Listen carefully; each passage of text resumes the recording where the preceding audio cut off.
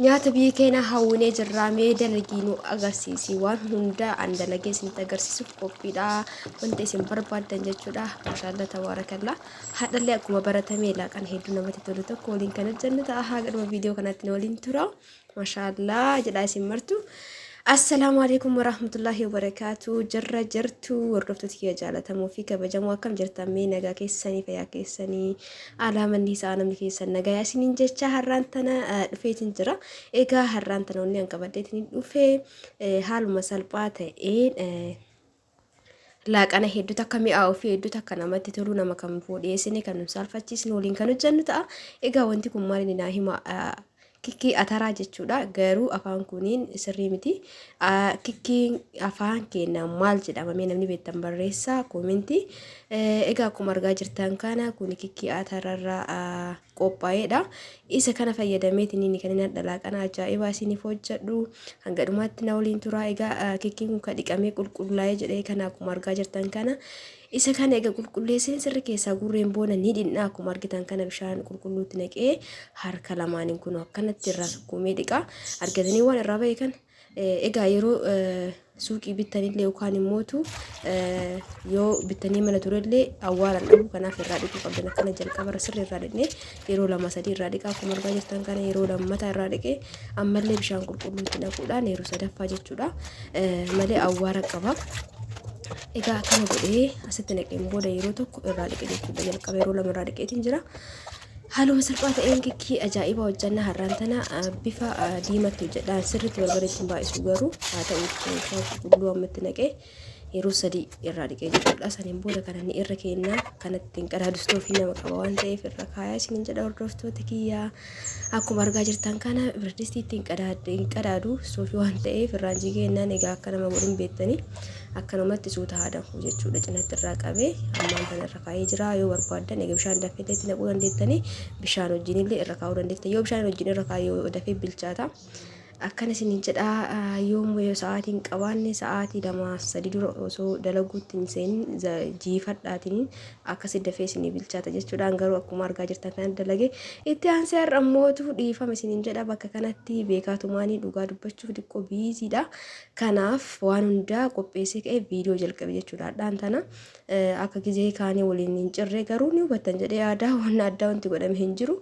shunkurtii ciree wanti na barbaachisu hundaa qopheessee qullubbii adii timaatiin akkasumas shunkurtii baay'isee ciree bakka lamatti qoodee waa lama hojjetuudha qullubbii adillee akkuma argitan kana bakka lamatti qoodee jira wani na barbaachisan yeroo waa dalagu gizee miti akka waan hundaa kana qopheeffadhee ka'ee garuu hojii seena jechuudhaani tokko itti naqee tokko ciruu hin deemu haala salphaa ta'een lamuun hundaa kana qopheeffadhee egas booda niyyaata akkaan gara dalaguu seenaa biradistiin tun jabduudha tun itti aantu tadiqqoo tanatti kun akkuma argaa jirtan kana qeesirii yookaan afaan keenyan hundee diimaa isa jedhamu san isa kan itti godhu ta'a biradistii xiqqoo sanitti jabatti immoo ittoo kikkii kana dalaga jechuudha gadhumaatti na waliin tura laayikii gochuu hin dagatina hundi keessanuu bilis laayik godhaa isiniin jedha viidiyoon kiyya akka yuutuubiin naaf facaasuuf jechuun laayikii gizee isin gootan viidiyoon kun jaalatamummaa argate ka jedhu yuutuubii sheerii naa godha jechuudha kanaaf lafa ilaaltan laayik gochuu hin dagatina kunuu maashaallah bilchaateetii jira akkuma argaa jirtan kana kikkiin kiyyaa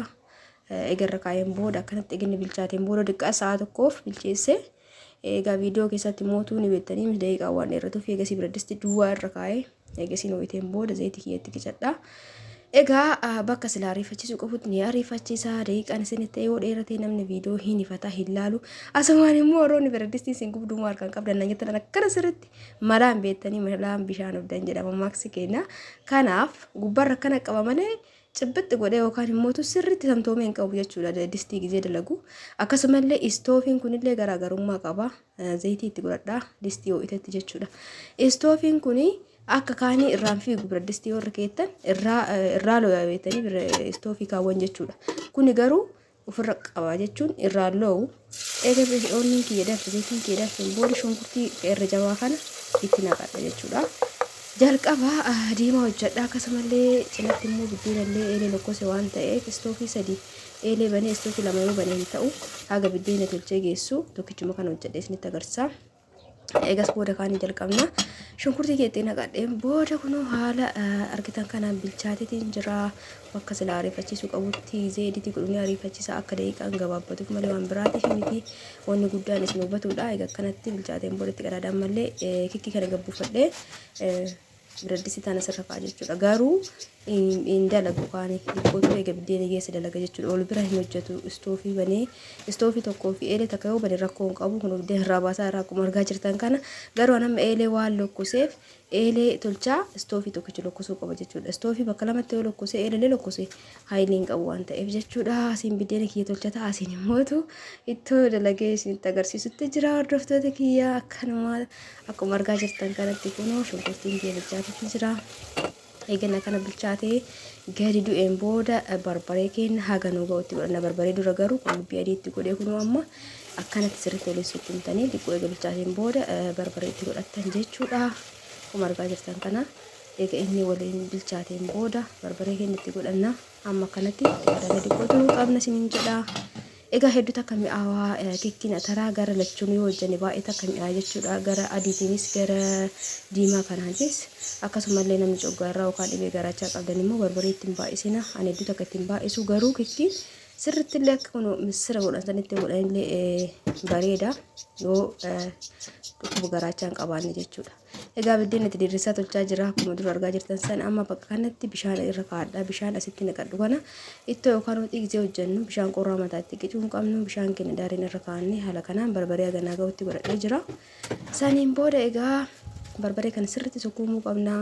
Akka barbaree fakkeenyaaf barbaree kana amma shunkurtii fi qullubbii zayitii eega bilcheessineen booda barbaree itti godhannee daqiiqaa 20 daqiiqaa 15 akkana sukkuumuu qabna jechuudha. Soo timaatima ittiin galchini yoo timaatima daftanii itti gootan timaatimni amala bishaan of keessaa waan qabuuf haxumarraa gadi itti qicadhee malee ittiin qicne bishaanii barbareen akkatuma irratti nafneef jechuudha. Maal isiniin jechaa jira?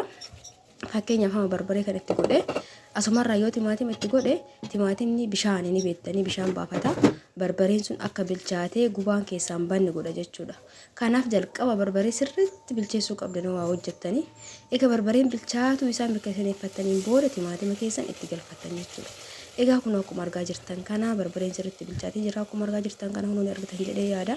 Garuu haa ta'u ammallee ittiin galchinu timaatima keenya akkanatti dura sirriitti distursiisnee daqiiqaa 15 hanga 20 akkanatti eega sukkuumneen booda kan timaatima itti goonu jechuudha. Egaa akkuma argaa jirtan kana maashaallah iddoo takka bilchaatutti jira qulleetiin keenya yookaan suugoon keenya akkuma argaa jirtan kana fakkaata. Egas booda ammallee sirriitti waliin geenna. Istoofiin qal'aalii haayilii hin qabu biddeena illee lokkosee garuu haayilii hedduu qaba. Osoo kaanillee itti lokkosee jechuudha. Durumarraayyuu osoo kaanillee itti lokkosee haayilii hin qabu jedheetini jalqaba kadiimaa kana qofa jalqabee dhiifamu. Egaa akkanatti sirriitti sukkuumneen booda egaa ammallee dhiqqoo turree timaatima keenya itti godhanna. Kun suugoon isaa bilchaateera akkuma argaa jirtan kana. Akkana gooneen booda dhiqqoo bishaan irra buusnee dhiqishuumsi ammallee itti qadaanna yeroo sadaffaaf jechuudha. Egaa akkanatti bilcheessineen booda kun yeroo arfaffaarraa laaluu kiyya akkuma argaa jirtan kana bilchaatee yoo inni bakka gadi du'ee sirriitti barbareen keessaa gubaan barbaree keessaa bade barbareen tokko tokko hedduu takkanaa gubaa nama guba barbareen sun garuu haala ittiin qophaa'etu rakkoo qaba jechuudha. Haala barbaree ittiin qopheessan haala shiroo ittiin qopheessan hunda isaatu isiniif hojjedha inshaallah of dura waan hedduu isinii hojjetuuf yaada qaba inshaallah of dura jechuudha. Egas booda timaatima keenya itti godhannaa suugoon sirri bilchaateen booda jechuudha. Eegatti gooneen booda waliin dhaannee egaa jalqaba akkuma dur isiniin jedha gootan booda eega timaatima itti galchanii waliin dhoofne immoo toogam tursiisna haga timaatimni jiraan kuni keessatti gadi duddu'ee sirriitti suugoo ta'utti jechuudha. Egaa timaatima gizee shiroo goonu akkana godhuu hin qabnu faqafaquu qabna garuu gizee waan akkana kana hojjan waan akka kikkii missiraa kanneen akkanatti cirree walitti nadhe suugoo bareeda godha jechuudha. Mulumallee du'ee bishaan hin ta'u akkasumallee hin jajjabaatu baqa suugoo ni bareechisa bareeda godha jechuudha. Kanaaf akkanatti waliin dhoofne sirriitti haga inni keessatti gadi du'utti ni bilcheessine jechuudha. Harkaan irraa gattaa hin qabnu itti aansee qaayisirii kanarratti zayitii godhee biradistii isaa irratti yoo zayitii yoo dhufee shunkurtii fi qullubbiillee yeroo mataa akka itti godha. Akkuma argaa jirtan kan lamaanuu gizee akka itti godhee waliin dhahee egas booda qaayisiriin xaaxaa baay'ee hin qabu wanni itti goonu biraa hin jiru. qullubbii shunkurtii egaa bilcheessineen booda itti nanna jechuudha. Kanallee waliin dhaatuu qabna. Kana gooneen booda egaa qaysirii kana bifa lamatti cireen argitanii tokko jajjabaa godhee tokko immoo diqqeessee jalqabarraa ka jajjabaa kanatti nanna jechuudha. Maaliif xiqqoo waan jajjabaatuuf wal qixa onneen jedhu. Kanaaf jalqaba ka jajjabaatu kana itti goona akkuma argaa jirtan kana. Saniin booda eeganni bilchaateen booda bifa jiqqaatiin bakka fannisan itti goone jechuudha. Jalqaba kana ni bilcheessina sirriitti waliin dhoofne kanatti. Maaliif akkana gootee hojjettan karaa kanaan bareeda jechuudha. Lamaanuu bakka takkatti ka bulleessitan sanis kanallee waliin gootan hedduu bareeda. Tariitiin mootu haala wal fakkaatan illee godhuu danda'ama. Garuu irra jiraan ka bilchaa ka sirriitti mi'aawu ka sirriitti butucha san sirriitti mi'aawa kunis bareeda jechuudha. Qaysirii qofoo ta'e garuu akka dinnichaa sanitti godhuun bareedaa miti jechuudha. Egas booda ka diimaa keenyallee jira biraan ilaallanna harkaan irra gattaa'uu hin qabnu akka nu jalaan gubanne. Istoofiin hidii sirrii qaba waan ta'eef ammaan tana kunoo keessatti gadi du'ee jira timaatimni akka duraa sanii miti kunoo ni argitan jedhee yaada. Ammallee garuu kana jechuun bishaan xiqqoo xabirra goonee ammas itti qadaaddanna jechuudha. Haga inni gadi laafee suugoo ta'utti isa kana gagara gooneen booda ka bulleessine kanas itti nannee kasaan irratti hafe kanallee israafa goonu bishaan xiqqoo xiqqicee irratti galulla'a. Qaysirii kana gizee xabbasnu namni gariin gubame isaa osoo naqatiin godhin xabbasaa gariin xiqqoo bishaanitti godhani garuu anis ka xiqqoo bishaanitti godhan san barbaada dhama yoo qabaate hedduu namatti tola jechuudha gadi yoo jiidhe. Kanaaf egaa kanatti wanni sirriitti waliin geennee qaamatti dandhisanis waliin geenneen booda itti qadaana daqiiqa 10 takkaaf. Inni kunis asiin egaa namuddutti jira maashaallah istoofiin baay'ee ni qaba. Ammaan tana kunoo suugoo ta'ee jira jechuudha timaatimni suni. Amma maal goonare bishaan atara jalaa kana itti dhiqna. Gariin namaa dhimbiibeetiin ni hojjeta dhama isaa irraa gajjisse jechuudha. Garuu akkasitti hin ta'u jechuun akka fedhiitti garuu dhama isaa irraa gajjiste maal isa fayyadamtare. Kanaaf atara gizee bilcheessitanii geessitanii dhimbiibdanii akkasitti hojjetan suni sirrii miti. An akka kiyyatti kun akkanatti jalqaba bishaan itti qicee suugoo yeroo takka waliin dhahee itti qadaadeen booda yoo inni akkanatti ol fudhate suuguuf bishaan isa jalaa itti qicee kana itti godhadha. Egaa kikii gizee affeeluun baay'isee affeelee akkanatti irraa itti godhadhee kaafee immoo firiijii keessa kaa'uun guyyaa itti aanu ugaan guyyaa barbaade kutaa baradoo kaa'ee fayyadama jechuudha. Laal hagana takka itti godhee kaafee kan amma bishaanuma isaa kan hojii mana baradoo kaa'aa jechuudha. Firiijii keessa waa takka hin ta'u. Gizee hundaa affeelee godhuun irraa hin eegamu. Gizee tokko gizee goonu jabaa goonee affeelee mana baradoo kenna akkuma hundi keessan beektan waa takka hin ta'u. Kanaaf gizee barbaannachi fuunee fayyadamna. Maashaallah kun kanatti waliin ga'ee jira. Amma hagenna bilchaatutti ilaalla. Asiin immootu kana waliin dhahanna. Akkuma isinitti mul'atu kanatti qaysiriin keenya bilchaatutti jira. Amma ni gaayu jechuudha. Garuu xiqqoo isii daqiiqa 5 takka ni tursiisa bishaan amma itti qicadha. Haga barbaade sanitti qicadha. Xiqqoo itti qica. Eegas booda ganni bishaan kanaan fudhatutti suuqitti kiyyatti godhadhee itti qadaada jechuudha. Hedduu takka mi'aa qaysirii dhugaa dubbachuuf yoo akkanatti xabbasan jechuudha. Kophaa xabbastan sanirra bishaan xiqqoo xabarra guutanii akkasii yoo godhan baay'ee mi'aa jechuudha. Dhaamallee ni qabaata. Egaa suuqitti keenya wajjin bilchee xiqqoo ulinni ol fudhateen booda waliin dhoofne garana dabarraa maashaallah. Kunis ammaan tana suuqidda qofa itti godhatu nu hafee tariitii qimamii yookaan mi'eessituu garaagaraa itti godhatu dandeessanii ammaan tanaan suuqidda kiyyatti godhee kun akkuma argaa jirtan kana itti godhadhee waliin dhahee daqiiqaa 5 takkaaf ni tursiisa jechuudha. Akkanatti itti qadaaddanna. Eegas booda qaysirii keenya ilaalla. Innillee ga'utti jira. Kanaaf qaysirii waan hundaa itti goonee geessineef qaaraa keenya diqqeessee itti godhaanii ijoollee waan feeniif eegas booda istoofii kiyya jala dhaamsa jechuudha. Kun dhaamseera isinitti mul'ata jedhee yaada saniin booda gahee jira asitti geessinee jirra jechuudha qaysirii. Kadiimaa kunis maashaallah tabaarakallaa gaheeti jira. Garuu amma qimamii yoo mana qabaattan qimamii keessanitti gootanii eegas booda jal'aamsan jechuudha. Diqqoo isiin yaafa daqiiqa 5 takka ni tursiisamu. Diqqoo dirri isaa gallaafaa jira. Garuu namoonni tokko gizee kikii hojjetan qac jedhu tokko jira dhugaa dubbachuuf akkasillee ta'uu hin qabu. Mulumallee bilchaatee shiroo ta'uu hin qabu. Jiddu galatti irraa buusna. Walumaan laalla jechuudha. Diqqoo isii zayitii kana irraa xaragaa namatti hin tolu laalchaaf irratti inni jedhee haxuma irratti ta'ee kun jechuudha. Eegas booda kana tursiisnee daqiiqa 5 takka tursiisneen booda qimamii yookaan mi'eessituu ittoo qabaanitti godhannaa qabaatu baannee rakkoo miti jechuudha. Kun ammaan tana ni ilaalla maashaallah argitanii. Hedduu takka namatti tola amma qimamii ittoo itti godheetiin jira ittoo diimaa warroonni qimamii nu hojjedhu akkasumas akkaataa shiroo itti qopheessanii warroonni jettanii na gaafattan wannan isin hubachiisuu barbaadu maashaallah argitanii ga'ee jira jechuudha. Amma jala dhaamtuu qofaan nafee waliin hin ga'ee garaasaatti yoo deebi'ee warri waan garagaraa nu hojjedhatanii na gaafattan wal hubachuun bareeda maal isiniin jedha.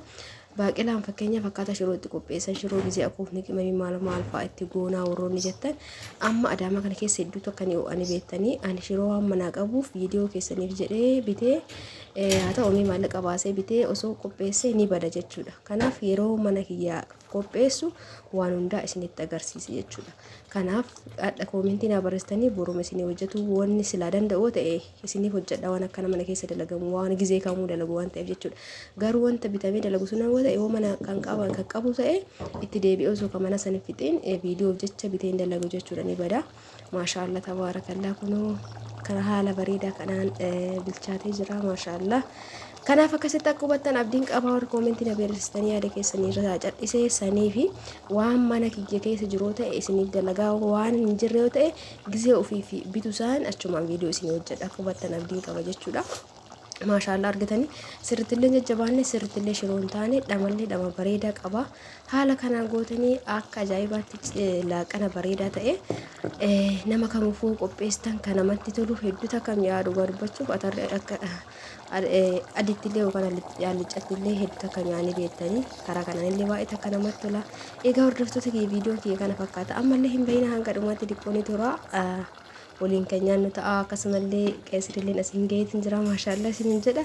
Egaa warroonni hanga ammaa chaanaala isin bootii faarawataa ta'ee jiraattan sabskiraayib gochuudha maatii isin bootaatanii wanta hanga isin dhiisu maraa akka isin ga'u mallattoo ol jettu sanirra kaa'adha isiniin jedha. Warroonni jalqabarra maatii kitatan immoo hedduu takka galatoomuu wal faadhaa baga nagaan na eeddan isiniin jecha. Egaa viidiyoon kiyya kana fakkaata ture viidiyoo biraatiin inshaallah yeroo dhiyootti walitti deebina hanga asitti hundi keessanuu bakkuma jirtanitti fayyaa naa ta'a horaa bulaa hedduu takka isin jaaladha isin kabaja mara keessanuu jechuudha. Viidiyoo biraatiin hanga wal arginutti nagaan naa jiraadha guyyaa gaarii qabaadha laayikii gochuun dagatinaa dhugaa viidiyoon kee laayikii barbaachisaa laayik godhaa.